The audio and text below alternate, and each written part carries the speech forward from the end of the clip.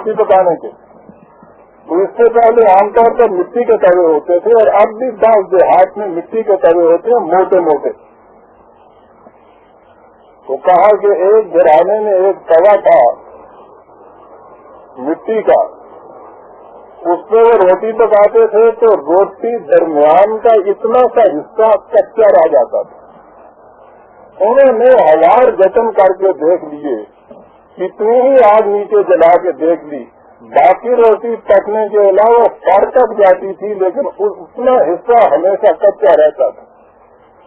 تو انہیں بنا کر تنگ آ کے انہوں نے کہا راضی برضا اللہ کی مرضی یہ ہے کہ یہ روٹی اتنی کچی ہے تو ہم کیا کر سکتے ہیں؟ تو وہ کہتے رہے کچی روٹی۔ وہ کتنے ہی مہینوں یا شاید برسوں کے بعد کسی ایک دن خدا کا کرنا ایسا ہوا کہ وہ توا گیا ٹوٹ۔ اب جو وہ نیچے گرا ہے تو دیکھا کہ درمیان میں توے کے جہاں سے روٹی کچی رہا کرتی تھی اس میں اتنا سا خلا تھا، اور اس خلا کے اندر ایک کیڑا بیٹھا ہوا تھا زندہ۔ جب کبھی کمہار نے وہ توا بنایا ہے وہ مٹی کے اندر رہ گیا۔ اب اس کے بعد خدا اس کی حفاظت اس طرح کر رہا ہے کہ سارا توا اس آگ سے تپ جاتا ہے، روٹی پکتی ہے، لیکن جتنے حصے میں وہ کیڑا بیٹھا ہوا ہے اتنے حصے میں آنچ نہیں آتی، روٹی کچی رہ جاتی ہے تاکہ اس کیڑے کو آگ نہ سکائے۔ ایک کاش سے بھی وہ کیڑا اس جہاز میں ہوتا جو پیروں کے اندر گرا ہے ہمارا، تو اس کے سطح میں بچ جاتے۔ تو اس نے کہا تھا کہ اس سے آگے یہ چیز اور تعجب انگیز تھی کہ اس کیڑے کے منہ میں تازہ چاول کا دانہ تھا، اور اس کے بعد کا سبحان اللہ کا اندازہ لگائیے کہ وہ کہاں دیتا ہے کھانے کے لیے۔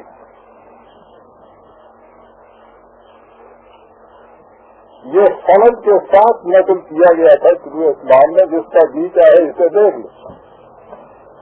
اور یہ حقیقت نے سند کے ساتھ کیا، روز ممبر اور مسجد میں جو روز سنتے چلے آئیں گے ساتھ کہ وہ کیسے دیتا ہے، یہ تو ٹھیک ہے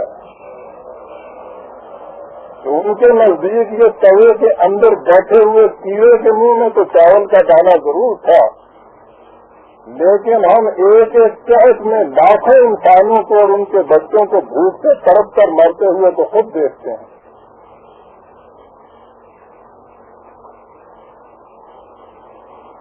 اور پھر اب تو یہ ورلڈ فوڈ آرگنائزیشن جو ہے UN کی،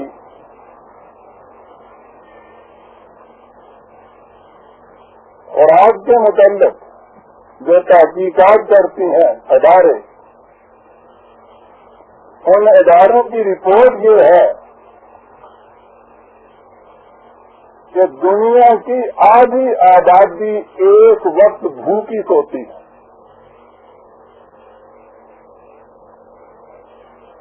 اور پھر یہ تو ذرا شہر میں چلے جائیے، گلی محلوں میں آپ کو نظر آئیں گے بھوکے ننگے بچے، کتنے گھرانے ایسے ہیں کہ جن کو 2 وقت کے لیے پیٹ بھر کر کھانا نہیں ملتا۔ اب سوال یہ ہے کہ یہ کیڑے کے منہ میں چاول کی عقیدت تو ایک طرف، اگر کوئی یہ اعتراض کرے کہ تمہارے قرآن میں تمہارا خدا جو کہتا ہے کہ ہم تمہیں بھی رزق دیتے ہیں اور تمہاری اولاد کو بھی دیتے ہیں، اور ہم دیکھتے یہ ہیں کہ تم اور تمہاری اولاد لاکھوں کی تعداد میں ایک ایک شہر کے اندر بھوک سے مر جاتی ہو، یہ خدا کی ذمہ داری گئی کہاں؟ سبحان اللہ کہہ کے تو یہاں اپنے آپ کو فریب نہیں دیا جا سکتا۔ اعتراض کرنے والا تو اس کا جواب مانگتا ہے، اور اس کا کوئی جواب آپ کے پاس نہیں برادران عزیز۔ غور فرمایا آپ نے؟ پھر سوچ لیجیے کہ اگر کوئی اعتراض کرنے والا یہ کہے کہ خدا تمہارا یہ کہتا ہے کہ ہم رزق دیتے ہیں تمہیں بھی تمہاری اولاد کو بھی، اس ڈر سے کہ رزق نہیں ملے گا تو یہ چیزیں نہ کرو، یہ ہو گئی نہیں، اس لیے کہ جب ہم ذمہ داری لیتے ہیں تو پھر کیسے ہو سکتا ہے رزق نہ ملے؟ اور یہ روزمرہ کا ہمارا مشاہدہ ہے کہ لاکھوں کروڑوں انسان ایسے ہیں کہ جن کو رزق نہیں ملتا۔ اگر یہ کہا جائے کہ صاحب یہ مخصوص کر دیا ہے مومنین کے لیے، مسلمانوں کے لیے، تو یہ تو سب سے زیادہ بھوکی قوم ہے۔ آدھی سے زیادہ آبادی بھوکی، جن کو ملتا ہے تو اور گرا دیا میں جتا ہے ٹھنڈا ہے۔ نحن نرزقہم وإیاکم، ہم تمہیں بھی دیتے ہیں اور تمہاری اولاد کو بھی دیتے ہیں۔ برادران عزیز، بات بڑی مار کے دکھائیے، یوں نہ آگے گزر جائیے۔ دعویٰ ہے آپ کا یہ کہ یہ خدا کی کتاب ہے، یہ خدا کے الفاظ ہے، یہ خدا کی ذمہ داری ہے۔ وہ کہتا ہے کہ ہم تمہیں بھی رزق دیتے ہیں اور تمہاری اولاد کو بھی دیتے ہیں۔ مشاہدہ یہ کہہ رہا ہے کہ ہم بھی بھوکے مرتے ہیں اور ہماری اولاد بھی بھوکی مرتی ہے۔ کہاں گئی یہ ذمہ داری؟ ہے نا غور طلب بات؟ محض اندھی عقیدت تو آپ کو آگے نہیں گزرنے دے گی۔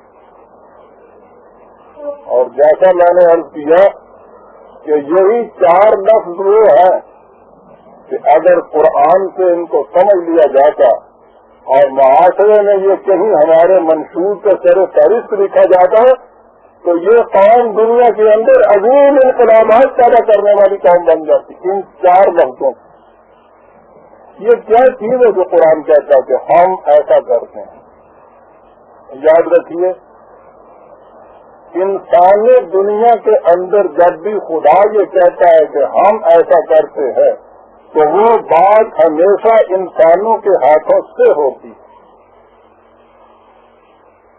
ایسے انسان جو اس چیز پر ایمان رکھتے ہیں وہ خدا کی جو ذمہ داریاں اس نے لی ہوئی ہوتی ہیں وہ ان ذمہ داریوں کو خود لے لیتے ہیں۔ اسے کہتے ہیں اسلامی نظام مملکت یا نظام معاشرت،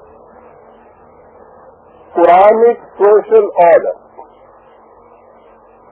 یہ خدا کے نام سے بنایا جاتا ہے، اسی لیے اس کو حکومت خداوندی کہتے ہیں۔ یعنی انسانوں کی حکومت کا تو تصور ہی قرآن کی روح سے باطل ہے۔ کسی انسان کو حق حاصل نہیں کسی دوسرے انسان پہ حکومت کرے۔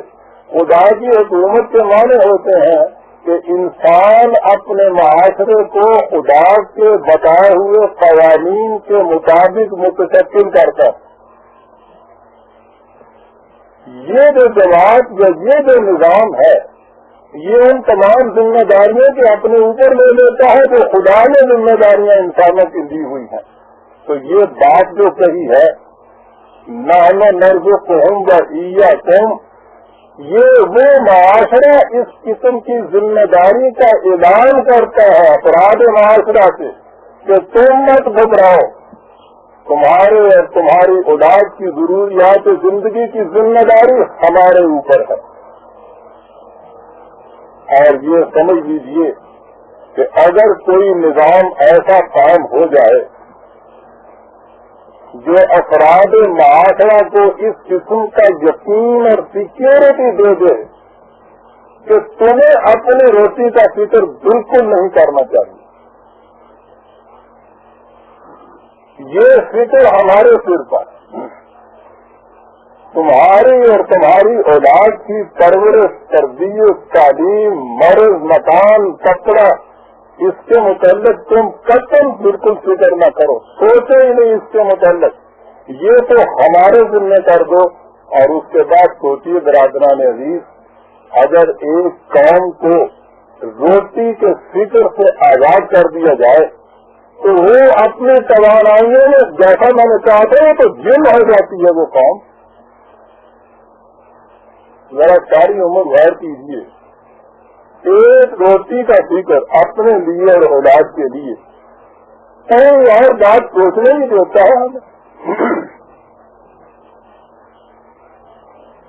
اکثریت تو ان کی ہے کہ یہ اتنے فکر و پریشانی کے باوجود ملتا ہی نہیں ہے، پورے نہیں ملتا۔